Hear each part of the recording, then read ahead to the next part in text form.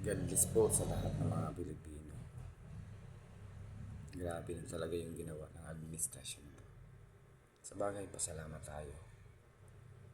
Ito yung hindi ko masasabing mali o tamang hakbang na ginawa ni BBM para sirain ang kanyang administrasyon. Binulgar niya ang korupsyon. Gusto niya maghugas kamay. Gusto niya maging si Poncio Pilato. Hindi niya alam. Hindi naman tayo tanga. Sino bang sisisihin? Siya ang nakaupo. Sila ng kanyang pinsan na si Romualdez. Dapat sa mga taong to, sinusunog ng buhay. Grabe. Alam mo, tama na yung ginawa ng ibang bansa na putistas lahat na palayas yung namumulog nila na corrupt. Tama yun. Sana ganun din ang gawin natin. Tama na. Tayong mga Pilipino, tayong mababa, tayong mahihirap ang nagsasakripisyo. Sila nagpapakasasa sa lahat-lahat ng pera na hindi naman sa kanila. Dapat dalhin sila sa Lunita, Italy at sunugin. Maramdaman nila yung sakit na nararamdaman ng mga mahihirap na namamatay sa gutom, namamatay sa baha. Sa lahat na lang pinapatay ng mga kriminal, mga adik. Wala na talaga. Ako po, isa-isa sumasang-ayon at titindig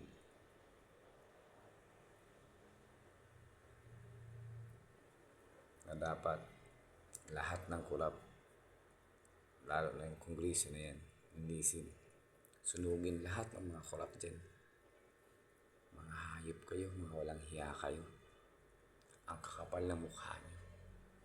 Pinapalamon nyo sa pamilya nyo, sa mga anak nyo, piling mayaman, piling reyna, prinsipe at prinsesa. Naglilibot sa buong mundo. Nagpapakasasa, nagpapakalunod sa pera na hindi naman sa inyo.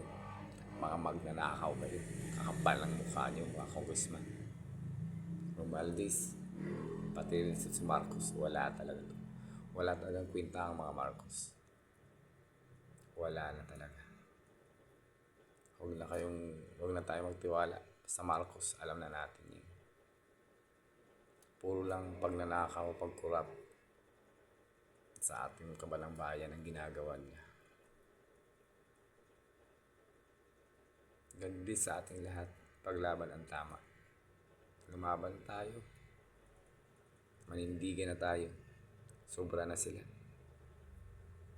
Kawawa na yung mga anak natin. Wala nang kinabukasan. At kahihiyan ng mga Pilipino ang nangyayari ngayon. Nakatingin sa atin at nakikinig ang buong mundo. Mabuti pa yung iba, yung Nepal at saka Indonesia ba yun? Napakataas ng tingin ng ibang bansa sa mamamayan nila kasi nanindigan talaga sila.